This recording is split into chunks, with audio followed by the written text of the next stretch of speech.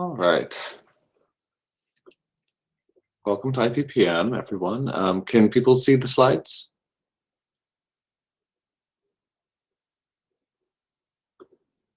We have a yes. All right.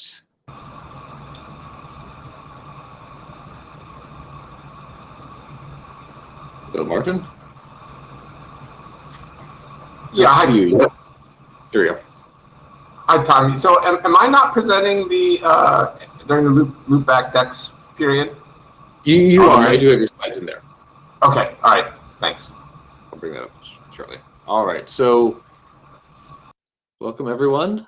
I'm Tommy. Ian is co-chairing with me. You just saw Martin, our AD.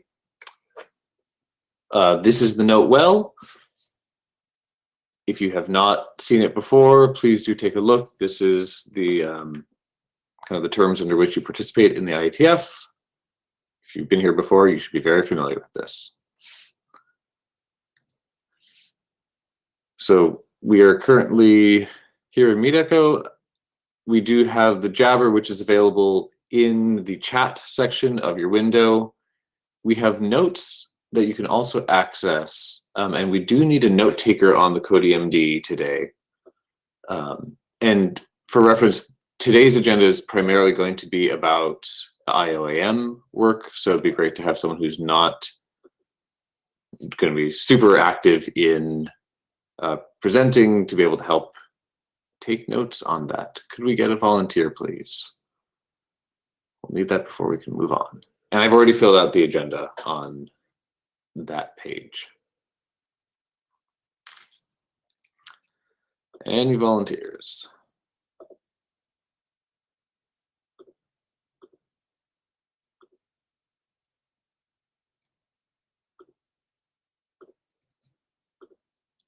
Put it in the chat as well.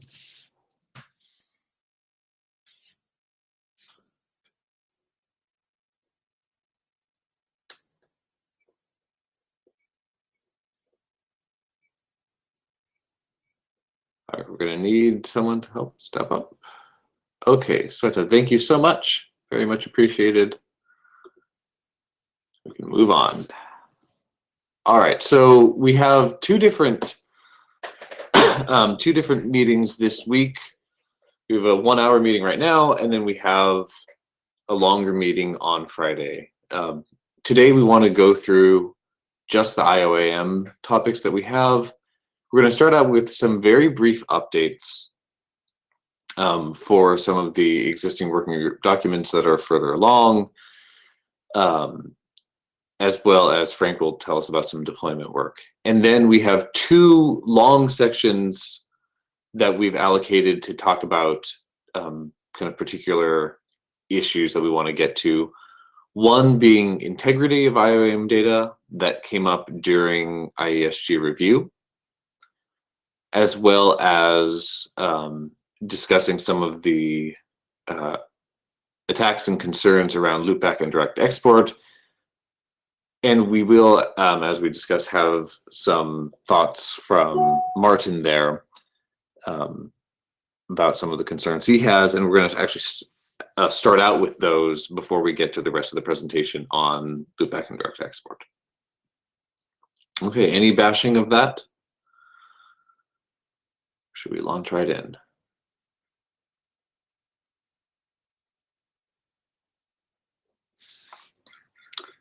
Okie dokie. Let's start out with the V6 options update. Okay, can you hear me? I can. Okay, excellent. Because the tool tells me, are you speaking? It seems we're not detecting your audio. Okay, excellent. So this is an update on the 05 version of the V6 options draft. Next slide. So the key changes are really, apart from editorial updates, I try to go and align the nomenclature between the data draft and the V6 options draft. There's one note, and that came from the implementation effort that Justin Yerman is driving right now for the Linux kernel.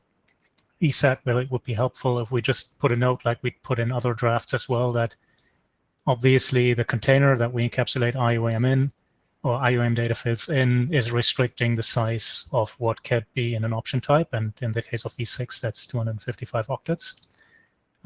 So I think that is a note that is in there now. And the other thing is that so far the draft didn't really cover direct export.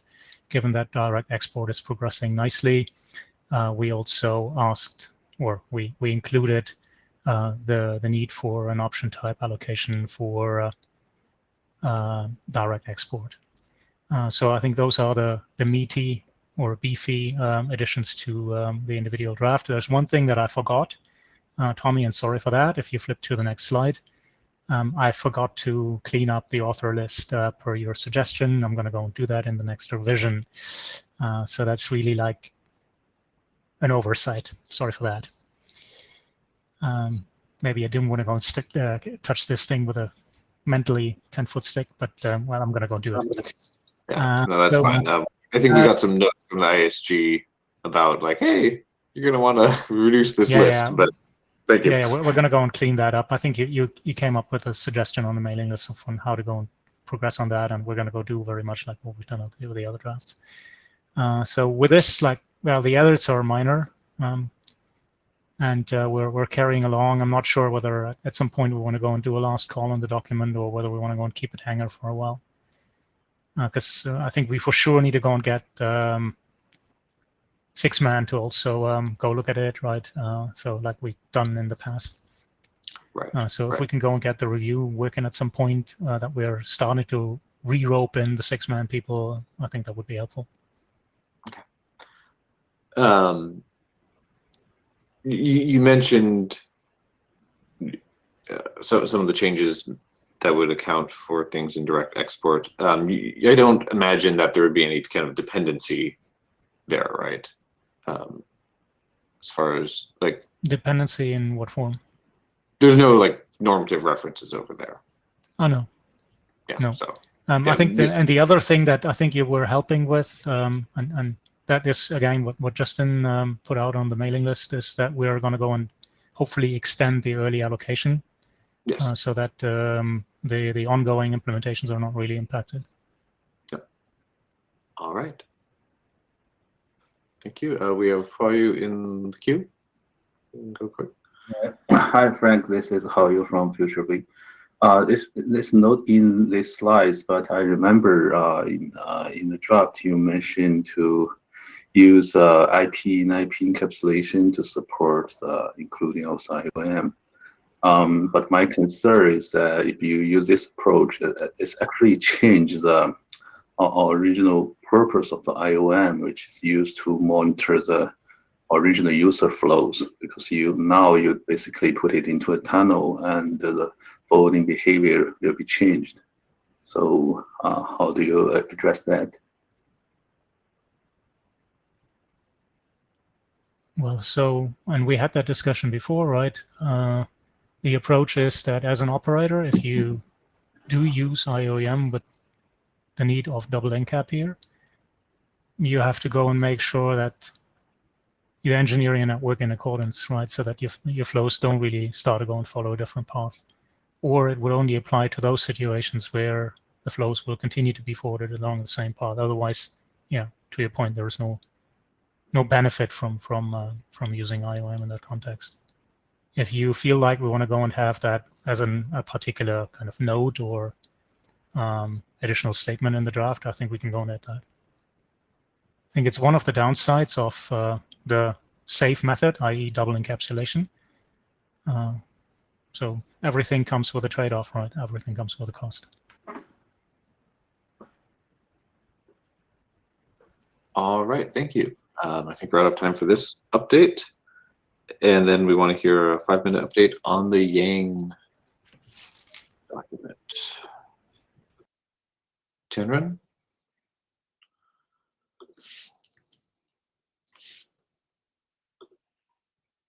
Can you hear me? Yes, we can. Okay, thank you very much. Hello everyone, Tian from Huawei, and this is about the Yang data model for IOM. It was recently adopted by this working group. Thanks. Next. And thanks, Drew, Richard, Mickey for the valuable comments during the adoption call. And in this version, there are several major changes based on the comments in the mailing list. Firstly, as requested, we add operational container IOM info for assistant data like units and timestamp. This is right now empty for the augment. There was a proposed example on timestamp description, but I read the IOM data draft and I think there is no need for additional information on timestamp. We can discuss this in detail in the mailing list on this. And I plan to consider buffer occupancy next step. But I would appreciate more suggestions on specific informational data. And secondly, the previously the draft associated ACL with each profile. There was a finding that the ordered list only extend within each ACL.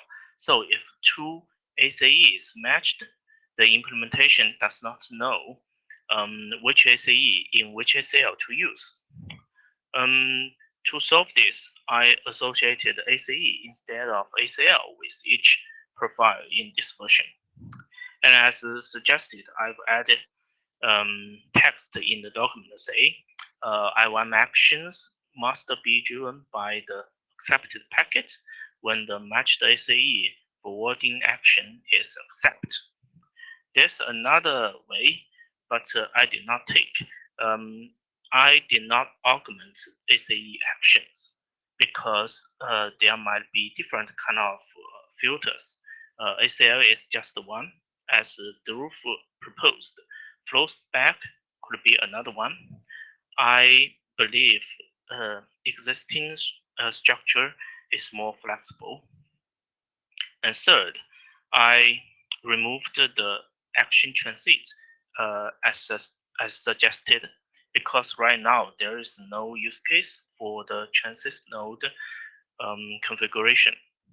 And fourthly, there was a suggestion in the mailing list to support interface filter.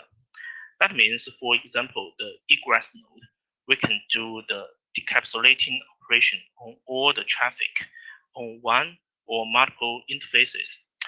I looked into the ACL model used in this draft and found that the interface filter has already been supported. So I did not do the additional augment for the interface filter. We can still use ACL filter for the proposed use case. And that's all for the updates. And next. And here is the overview. Sorry, just one quick commentary on it. Okay, because I think we want to be able to go quick. Presented before, so yes. we can skip to the end of the slide deck. Okay. To the end. Yeah, and next step, we need input for the IOM info, and we will add examples on the YAM model usage, and more comments are welcome. Thanks. All right. Do you have any comments on this one?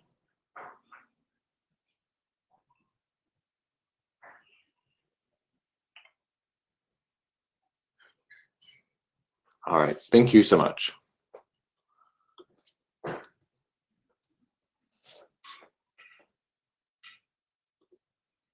All right, Frank, do you want to come back? Give us an update. Yeah, if I'm back. Am I? Yeah. Okay. Hear you. So this is a brief kind of heads up to IPPM on a draft that originally started in OPS-AWG. It's called IOM deployment. Next slide.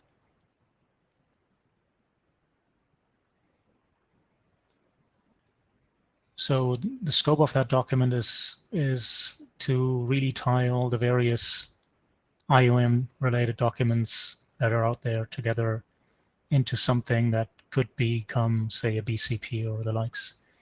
So everything around data fields, Yang operations, export, the various encapsulations, so that we have one document that frames what IOM is really to an outside reader that might be a little lost in all these various documents.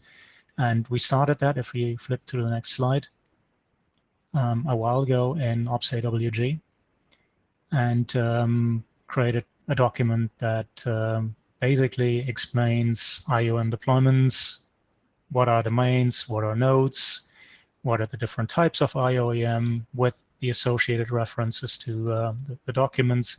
It has a section on manageability. There is a section on security considerations that will continue to grow. It talks about why data export is useful. It has a little bit of a framing. I don't want to go and call it architecture, but how the various things fit together, like encap, decap, transit nodes, and maybe a controller to go and make sure that information is gathered. And then we have stuff like on how namespaces are used, how layering is used, and how the different modes are used, and references to the various encapsulations, so that we have this as a bit of a document that ties it all together for people that want to use IOM instead of implement IOM. And if you flip to the next slide.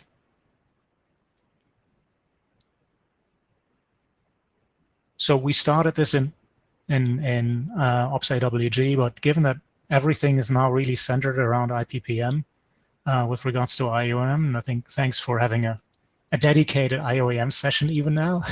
I love that. I think it's a natural place to go and progress that work in IPPM rather than OPS-AWG, because all the people that care are here.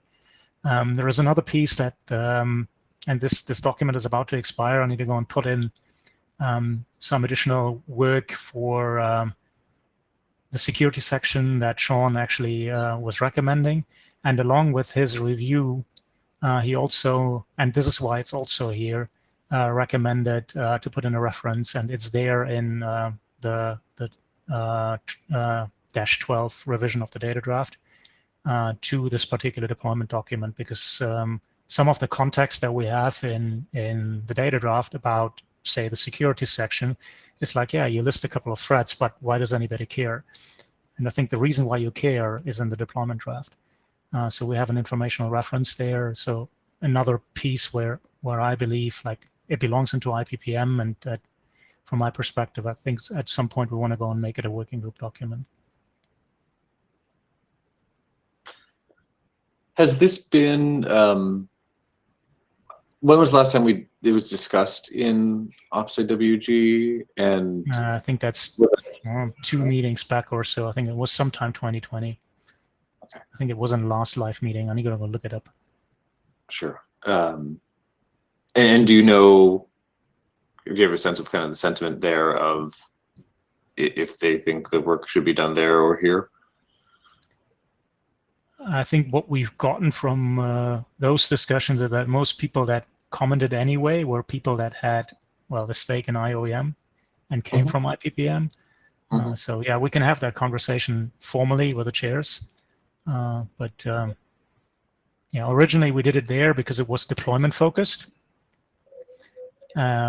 Here, yeah. I think we were focused more on the spec, but maybe we can go and groom everything. Okay. Yeah, I think it'd be good to have some discussions with ADs. I don't mind where it lives, to be honest, but sure. Given that we have a direct relationship now with the data draft, might be useful to have it here. I think we have Rob. Yeah, I see Rob.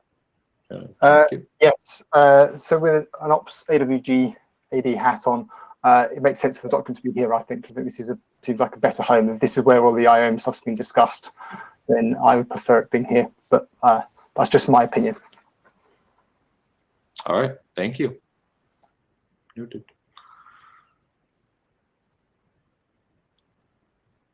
All right. Sounds good. Yeah. So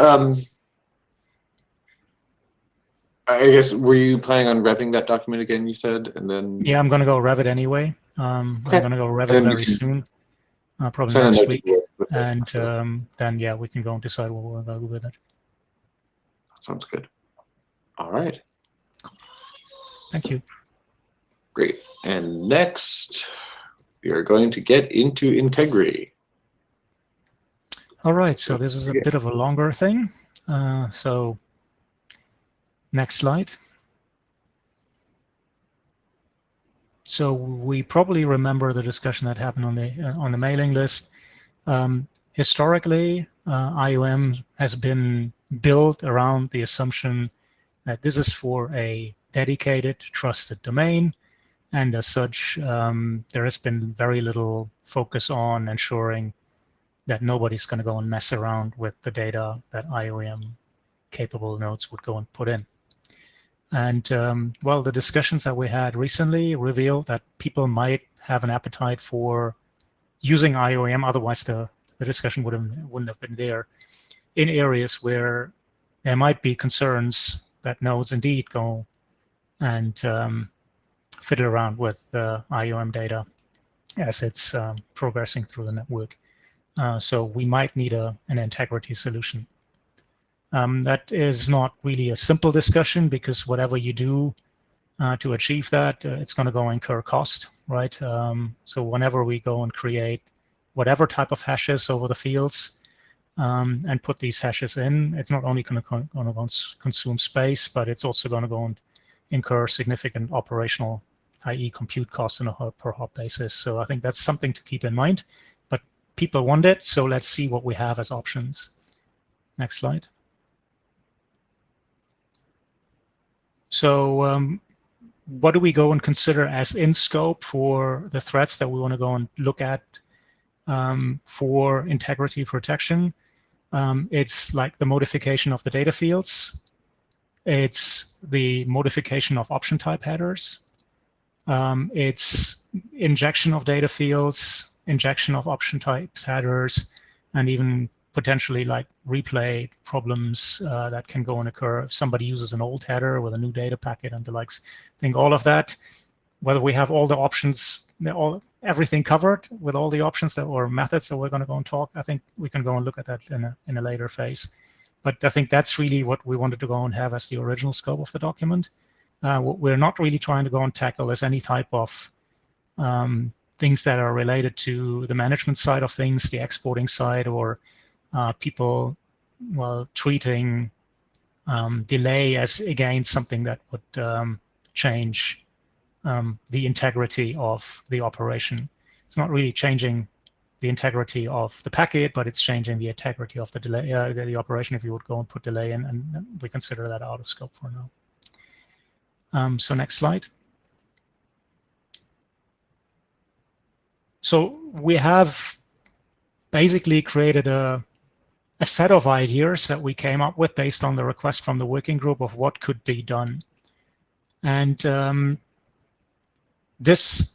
what could be done is a set of 5 methods, and these 5 methods take a couple of assumptions. And we're not really spelling it out for every single option type for now, because we just thought like, let's go and create a set of ideas first, and then we can go and discuss. So we use the trace option type as the one that I think has, well, the biggest impact across, and it could easily be applied to E2E or direct export. If it works for trace, it will work for the other ones. If it doesn't really work for trace, it might still work for E2E, as we have it with now one of the methods, method 5, later on. The basic idea is always like, and I already said that in the very beginning about the additional load that we add. It's always like we add some signed field of a hash of the node data to the packet. So we're adding a signature over what has already been in there, and we're piggybacking on top. And all the methods will use some of that base method one way or the other. So the setup that we assume is classic ANCAP, DCAP, and transit nodes. In addition to that, we'll have a validator node, which we assume is typically the DCAP node, but it's a dedicated function which verifies that the integrity of the IOM data fields is indeed met. and that validator would go and then probably post the results to some network management station. Plus, you need to have a network management station or a controller in place that handles key distribution. So all of these things need to be figured out as we would design a solution in detail, but I think that's the base setup that we assume. If you go to the next slide. So 5 methods. First one is with asymmetric keys, and they're kind of piggybacking and building on top of each other and trying to optimize the problems that we had with the earlier one. First one is with asymmetric keys. The second one is with symmetric keys. The third one is space optimized with symmetric keys. The fourth one is using post-quantum methods to go and make symmetric key management a little better and easier. And the fifth one is not applicable to everything, especially not applicable to trace, but it could be low-hanging fruit for just protecting IOM for those option types that carry immutable fields, where we're not really having any intermediate node like a transit node fiddle around with the traffic at all, i.e. E2E or direct export would be examples of that, where we can leverage the IP authentication header. So let's go through the methods really quick. So method 1 is that each node creates a key pair, shares the public key with the validator and the network management controller. And then what we're going to go do is we're going to go and create, or we're adding a node sign field to every single hop that we're adding node data for. And that node sign then includes a signature using the private key as well over a hash of the node data of that particular element and the earlier signature, so that we're linking signatures to each other. The starting node would start with some seed and the hash of the node data of the first node, so that we're having some anchor point. And the validator would need to go through the procedure and kind of itself in order to validate that things are in order. What this does is, depending on what we're using as a method, we're adding something like 32 bytes per hop for that particular signature, right? We can go and do the very same thing. Method 2, we flip to the next slide. We could use a very similar method with symmetric keys, just a different algorithm. But the logic would be still the same. It involves that somebody would go and distributes the secrets, the symmetric keys, to the individual nodes and the validators up front. If you do that on a per packet basis, you need a key per packet, obviously. And again, similar here, depending on the method that we're using, and we have a couple of examples mentioned, it's somewhere between 16 or 32 bytes per hop that we're adding. All of this is quite heavy. So if we go to method 3, rather than having a signature on a per hop basis added, we can have the trace signature in the header of the IOM option type. And the example here is for the trace option type. We would have a trace signature there, like the 32 bytes would be added once. And all we would do then, if we go to the next slide, on a hop-by-hop basis, is we are updating that particular trace signature with the hash of node data list, so that we're always adding on top of, or piggybacking on top of, the symmetric key, and the validator would need to go and do the exact same operation on validation and see whether he would arrive at the very same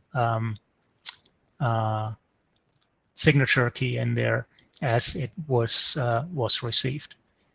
So quite of an operational coordination effort between the individual nodes.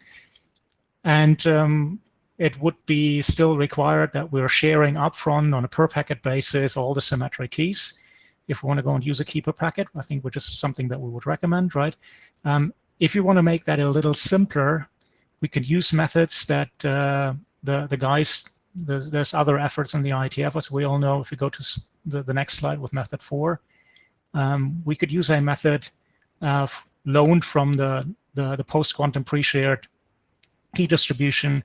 Post-quantum uses symmetric keys, and their idea is to go and rather than share all the keys up front, you come up with a local key generation service that would be able to go and create keys based on the same seed in 2 locations the same way, so that based on a particular key and the key ID, you can go and retrieve exactly what kind of key you're having, because the 2 machineries on both ends work exactly the same way.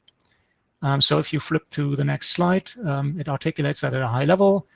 So first thing is what you need to go and do is you need to go and exchange in a secure way the seed that both ends are going to go use, i.e. the validator and the individual node. And once you've done that, then these guys can go and use their local key generation machinery to go and create the keys locally that they want to go and use, so that the key distribution nightmare is a little bit reduced. And what you need to go and then do is you need to go and carry the key ID along with the packet, so that you're using the right symmetric key that you're supposed to use for a particular packet. So that's, I think, the way to go and at least make it operationally a little easier.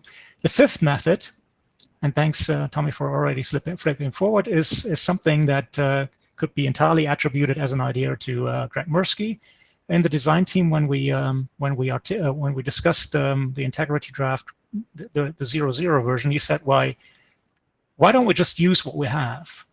And well, we all appreciated that idea. We have the IP authentication header, and the authentication header, we can go and basically tell like what method, what types of, or what range of the packet do you actually want to go and see covered. So that could obviously cover the v6 options, so we can go and include it and use it. But we can obviously only use it if no nodes in between want to go and change it between the, well, endpoints of the security association. So if we go to the next slide, then there is a little bit of a quick overview that it applies to those option types in IOEM that are immutable en route, so E2E and direct export.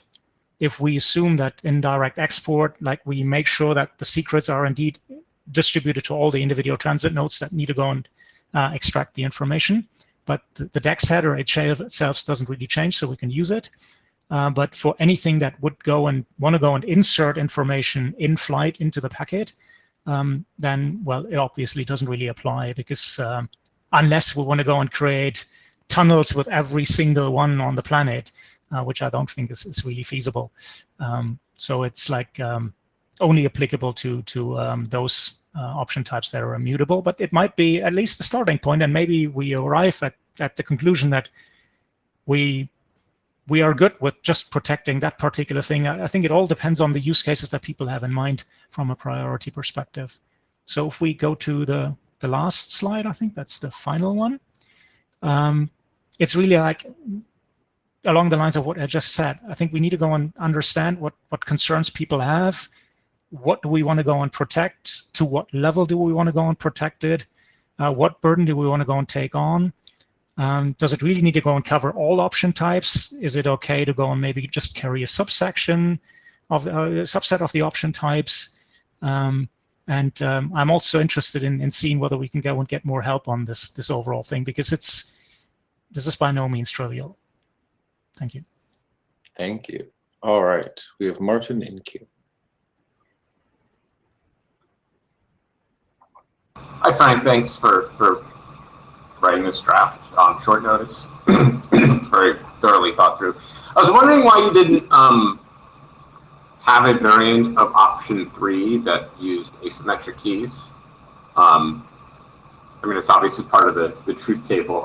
It's one of the permutations of all the sort of variables you have. Was there some reason you ruled that out, or what? I think I didn't really fully catch you. So you wanted a variant of which option? Sorry. So you have the one signature per hop version, and there's an asymmetric version and a symmetric version. But when you have a single signature for the entire path, cumulative signature, you only have a symmetric keying option. And I wondered if that was just an oversight or there was some consciousness behind that choice. No, we can add that as another method if you want to. Do you believe we should go and add that? I honestly haven't. I don't have a real strong opinion about which way we should go.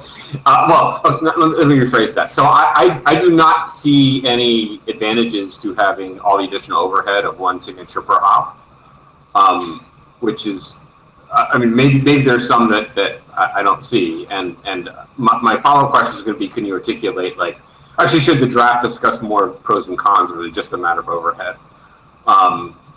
But if my instincts are correct and there's no point in having a one signature per hop thing, then I would like to have the asymmetric symmetric discussion. I'd like to eliminate those options and have the symmetric asymmetric discussion second in the context of the single signature.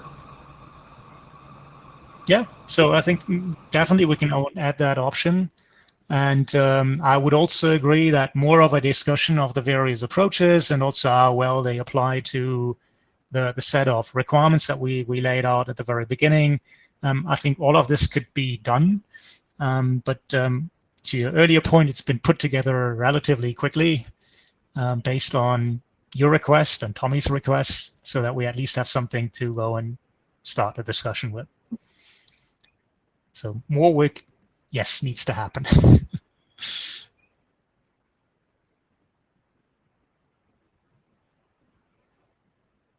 All right, Paul? Yeah, so the concern I have that this proposal will introduce more overhead to the IOM, which is already very large. And also, we all know that this kind of security protection is computing intensive, which will add a lot more processing requirement to the fast pass. So, so in my opinion, why not just if there's no such requirement to use this IOM trace option.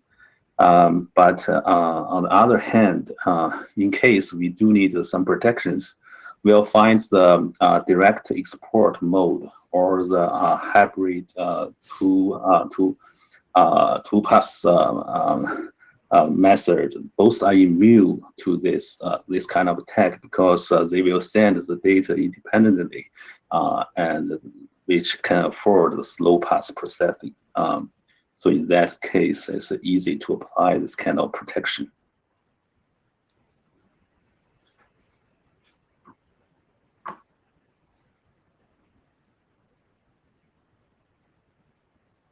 Okay, thank you.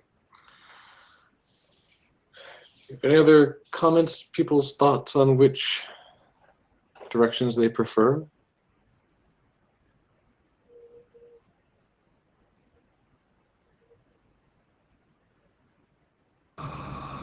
Sorry, I'll just jump. There's no queue, so I'll just save time. So I'm sorry, Frank. In my giant cloud of comments and questions, there's actually something that I would like to get your opinion on. So, do you see any advantages in the per hop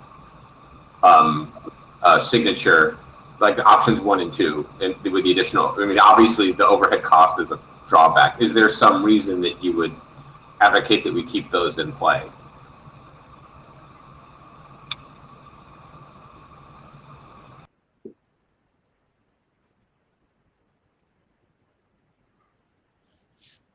Do you have thoughts, Frank? Not from me, no. I think we put this together in an iterative way, as you say, right? Where we try to go and say, well, first one really rough, then a little bit more optimized, further optimized. So I personally don't see one, but maybe somebody else sees one. I don't know. So we just wanted to go and put everything on the table. Makes sense. So just jumping in, few myself. Looking through these, yeah, it seems that 1 and 2, they're not practical given the overhead. I have some concerns about 4, given just kind of the it has a higher level of cryptographic complexity going on. It just kind of, it seems like it raises the bar for the work, and would be using things that would need a lot more review to push out there. And using IPsec AH, I think does have some significant drawbacks that you bring up already, of not being able to be applicable to everything. I wonder, though, to what degree can we use, essentially try to riff off of option 3 and kind of learn things from AH, consider a variant that is asymmetric key. It seems like the main issue with option 3 was just that you wanted to have a new key per packet going through. What's the primary reason there? Well, if you want to go and protect on a per packet basis, you need to protect on a per packet basis, right? We can go and relax So that. where I guess maybe I'm missing your assumptions. Where do we need the per a separate validator per packet, as opposed to having the ability for one validator to validate all packets on the path? Yeah, so we can relax that, as I said, right? So if there's this less of a concern, we can say what we're using the same key for a period of time instead of, or a set of packets instead of on a per packet basis, so that we are removing a little bit of the nightmare to go and distribute, well, millions of keys. Yeah, that doesn't. Yeah, that's not right? Practical to distribute like that. But I think Greg, this is goodness, because I think what we try to go and do is we're trying to go and get some sense of direction here. And yeah, that's exactly, I think, the discussion that we were hoping for, that people say, well, yeah, well, look more into this one, and we're happy to go and relax some of our thinking and saying, well, we don't need to be that stringent that we want to go and verify that every single packet is treated by itself, but we're grouping things up into maybe do it for 1,000 packets or 100,000 packets, or rekey every 10 minutes or whatever, and then and work accordingly. Right. So I guess my suggestion would be, let's go off of option 3. Thinking of the fact that we're bringing AH into this. When you're doing IPsec, ESP, or AH essays, you have a symmetric key that you've negotiated that you use for a set of packets, and then you rekey after a period of time. Mm-hmm. So even if we're not technically using AH, if that was good enough for that solution, why not kind of use that cadence of keying? All right. Greg is in the queue as well. Do you want to speak up? Actually, it's a very good point about their computational impact. And that reminds me of what we have found in BFD, which support authentication mode, but in authentication mode, then each and every packet is authenticated. So what we discovered is that it's very challenging, especially in a high rate monitoring, like sub 100 milliseconds interval. And what's more efficient is to have an optional authentication, which can be requested.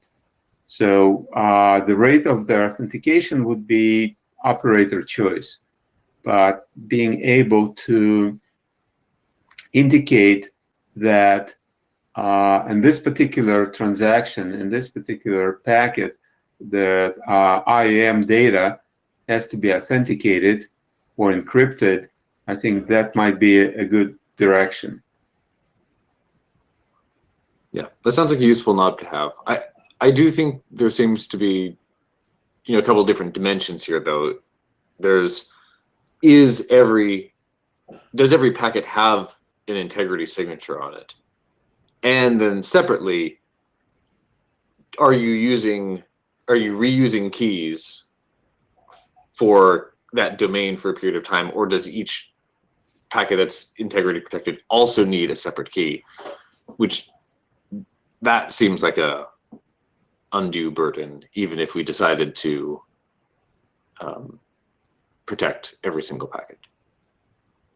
Okay.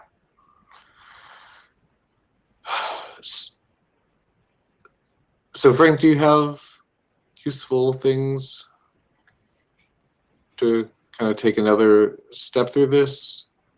I mean, we'll need more list discussion, I'm sure, but yeah. So should we already narrow down to just method 3 as per what you're suggesting, or do you want to go and keep that and we will just go and remove the per hop overhead thing from 1 and 2, I think and then expand a little bit on, well, we could go and play around with how often we would rekey, and then add also a method like what Greg was saying, 1 out of n, and whatever, so that I think there's all kind of dovetails with what Martin was saying as well. Yes. That we want to have more discussion on the trade-offs of the various things. So should we already narrow things down, or do we want to keep it for now? Or let's have this next step kind of look at these flavors of option 3. So like, so there's option 3 as you presented it. There's what Martin suggested of, can we do asymmetric keys on 3, and what are the trade-offs there? You can have kind of what I was saying of, can we reuse keys for a longer period of time and then rekey, more like what IPsec does, and then also bring in what Greg was saying of, is there a marking that indicates whether or not we require a signature on a given packet?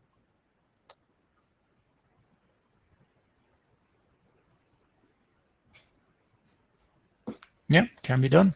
Is there anybody who's interested in helping with this? If somebody is interested, go and shoot me an email. Sounds good. Thank you. All right, I think we should move on to our next topic. Yes, and Martin commented that we should probably have, the protocol should be a standard, although the current draft is informational, and I think that's appropriate for its exploratory nature. Yeah. All righty. So next, we want to talk about loopback and direct export, and actually I'd like first Martin to quickly run through some of the concerns he had. He had made some slides for this, and then we'll have a discussion that Tal can lead about. So we'll probably need to present the draft slides on the next session, right? Yeah, we can let the conversation bleed over as necessary. Yeah. Okay, sure. Yeah, I mean, I would hope to have a little discussion about what I'm presenting here, and so we'll see how that goes. All right, so just to remind people, and by the way, obviously I'm not an expert on these, so please raise your hand if I'm telling any lies here about what happens here. but loopback essentially, as within an IOM flow, the user traffic goes from encapsulating to decapsulating node, and in loopback, each one of those transit nodes sends its telemetry back to the encapsulating node in the reverse path. And then DEX is the same idea, but instead of going in encapsulating mode, it goes some other storage facility that's arbitrarily located somewhere else. Next slide.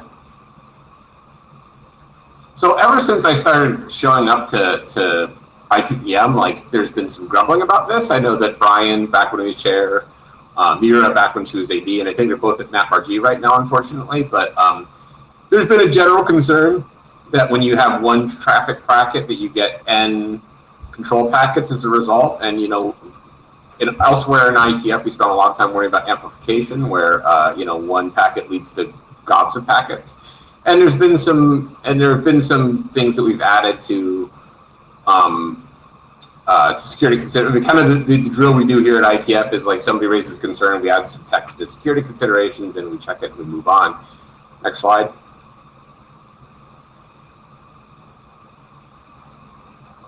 There we go. Okay, so I was thinking about this, and I sent something to the list a few months ago, and like the one-to-N situation is not great, but in fact there are fairly opaque corner cases that are much worse.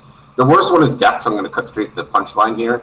So I am running a domain that's n hops across, and I use DEX to export that data to my cloud provider. Next slide. And that happens to be through Tommy's domain to get to that cloud provider. And unbeknownst to me, Tommy's also running DEX. Next slide. And he's exporting to a different cloud provider that happens to be reachable from my domain. This is a completely arbitrary, you know, as a customer, I'm picking whatever cloud provider I want. And so they're nmet, so each user packet in my domain generating n control packets, which in turn generates n times n control packets from Tommy's domain. And next slide. And this keep clicking until you see more. And it's not a factorial, it's just an exclamation point. But this keeps going. So a single packet creates an infinite ping pong of exponentially increasing flights of control packets. This is obviously completely unsatisfactory. Next slide. Okay, and then for loopback, it's not as bad because there's some limitations on because essentially, so the problem here, which is not as severe, is that if there is a loopback going on, so you're tunneled over some other network, and the underlay network also is running loopback, then there is some that you not only have n packets being each of the n packets up to n of the packets that I'm generating in my domain generates m times n control packets in the underlay. And you know, you can do tunnels all the way down out to some sort of limit. If you have tunnels on top of tunnels on top of tunnels, this could be some sort of like a high degree polynomial. But in practice, you're talking about probably an order of n squared sort of thing in a typical very bad case. So again, not as severe because of some of the restrictions on where these packets, control packets go, these telemetry packets. Next slide. So this, I think, if you understand the grumbles that we originally had from the one-to-n relationship, I think you should be more grumbly now. Next slide. So, you know, like, again, the standard thing to do here is just add more text security considerations. I will note that this is not like a detectable situation until your traffic blows up, because you're just these completely orthogonal network architectures that are causing these problems. Rate limiting, I think, is what is in the text right now. It's not sufficient. When a single user packet creates an infinite stream of rate limited traffic, that's not satisfactory. I guess one thing we could do is change the probability bounds. If you're using DEX or something, if there are n hops and the probability of sending a DEX packet is less than 1 over n, then at least this goes to 0 over time rather than expanding infinitely. We could do something to restrict this to remain more strongly. You could run this over not overlays in the case of loopback, or you could restrict the location of the storage a little more tightly than we have. Or like the other thing is to really, you know, go rethink what we're doing here. You know, these concerns have already existed. Certainly in the current case, I wouldn't approve this as an AD. Maybe we can massage this, but like really, like what are we doing here? Is this a good mechanism to use, or do we really need to really go back to the drawing board on this whole idea? I mean, I would hate for the group to spend a lot of time working on this and just never really come up with something that's acceptable. And at this point, I'm not convinced it's an AD, but I would like to have people maybe come out of their silos a little bit and comment on this overall problem, because it's bad, and like it's worse than we thought, and like maybe it's even worse than I think. So we have 5 minutes, so I'm going to shut up now and let people talk. All right, Greg. Martin, thank you for analysis and presenting it in so clear visual. things, you know, again, picture is worth 1,000 words. If you have a concern about direct export traversing through another domain, my understanding, and that's my understanding, I'm not an author of this proposal, that in direct export, it uses some transport which is not marked as IAM data. So it should not have IAM marking, and in my understanding of the proposal, a direct export should not trigger their cascading effect.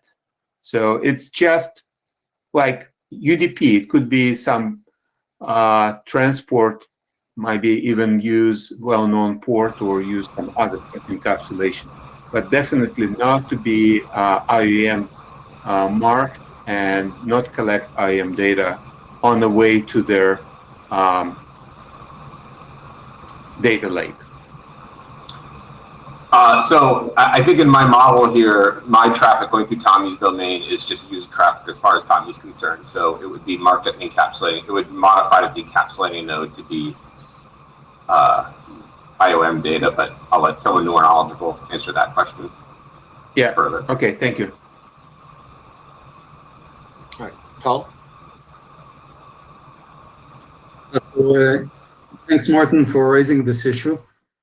So first of all, I agree with the importance of these scenarios. And we actually, in the drafts, we are already describing these scenarios very briefly.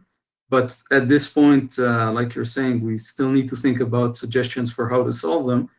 And actually, I think the situation is a bit worse than what you're describing it, because actually it's not limited just to direct exporting. If you think back about what we're starting from, we're not inventing exporting, right? Exporting is something that already exists in other protocols, exists in IPFix. PSAMP is a working group that 10 years ago defined how packet sampling can work. And they already described some of these threats, and they didn't resolve them. And IPFix actually also defines flow selection, but doesn't necessarily solve these problems. So I think if we're trying to solve these problems, we may need to think of a bit of a bigger scope, not necessarily limited to IPPM, because the same problem actually exists for other contexts in which you're doing exporting to an external entity.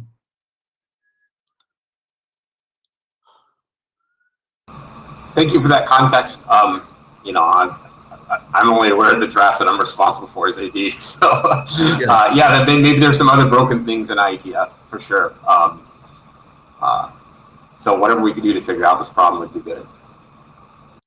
One question, I guess, for Martin and also for Tal. Do we think it would be possible to solve this just by saying, you know, we can batch kind of the exporting to say, you know, I don't know to what degree the use cases for direct exporting require that export to happen in, you know, near real time on a per packet basis, but a lot of the amplification goes away if you essentially have a digest of here's the stuff I need to export, but I only send it once I have 100 things to export, or, you know, at some cadence, and then you essentially never blow up. It's always just, I only export what I received over this time period or something. And then it's a deterministic number of times you send something.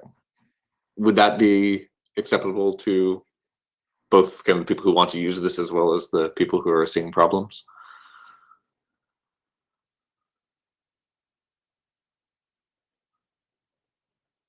We can also think about it.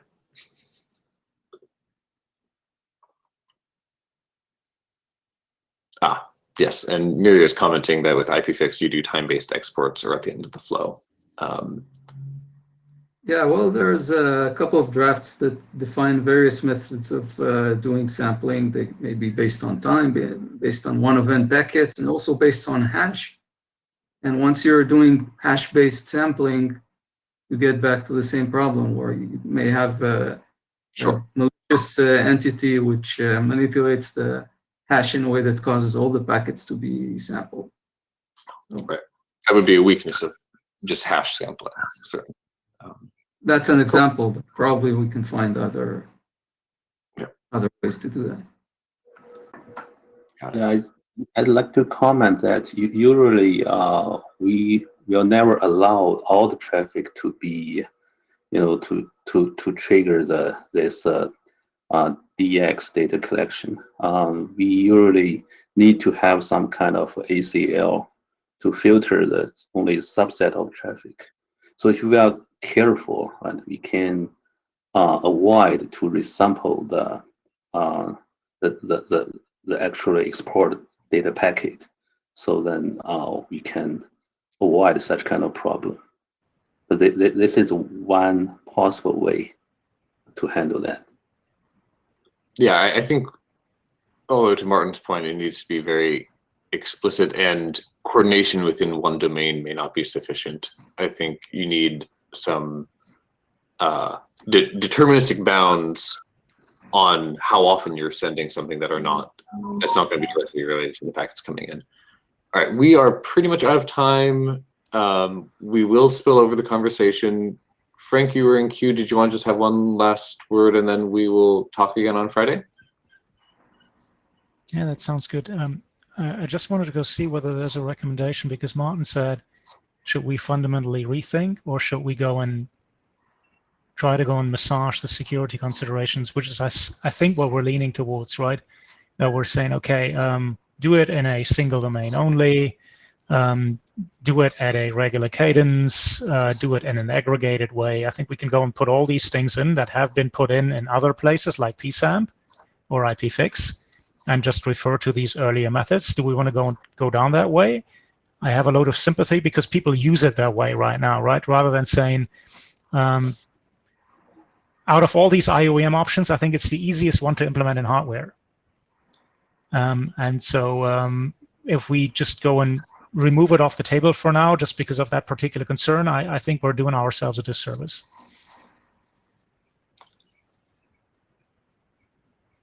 Right. I mean, it does seem that the technical wire encoding of the option, that part probably seems fine. It's what we need to think really hard about is what we're actually doing in response to receiving the option and putting guardrails there. All right. I think we're out of time. Craig, can you send your thoughts to the chat or the list, and then we will group back again on Friday? Yeah, to the list is a good idea. Thank you. Okay, thank you. All right. Thanks, everyone, for your time. Have a good rest of your IETF week. See you Friday.